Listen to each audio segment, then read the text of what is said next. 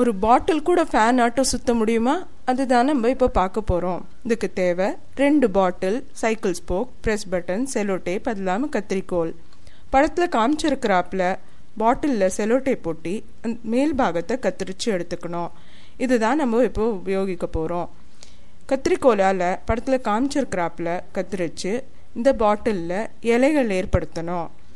இந்த பிளாஸ்டிக் இலைகளை இந்த மாதிரி நம்ம அமுக்கி சமப்படுத்தணும்.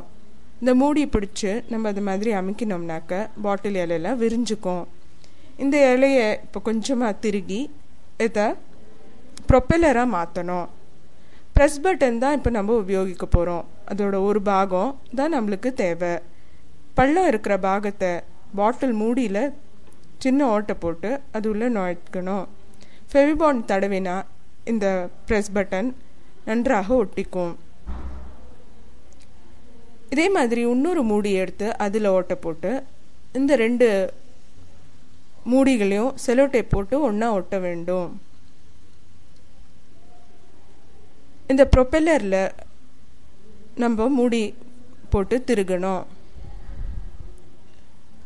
அடுத்ததாக இந்த பாட்டிலோட அடிபாகத்தில் ஒரு ஓட்டை போட்டு அந்த பாட்டிலை இந்த 2வது மூடியில் போட்டு திருகிடணும். சைக்கிள் ஸ்போக்கை ஒரு பெரிய மூடியில் இந்த மாதிரி சரிப்படுத்தி இந்த சைக்கிள் ஸ்போக் இந்த ஓட்டை உள்ளே நுழைச்சு இந்த ப்ரெஸ் பட்டனில் இருக்கிற பள்ளத்தில் இந்த மாதிரி நிற்க வைக்கணும்.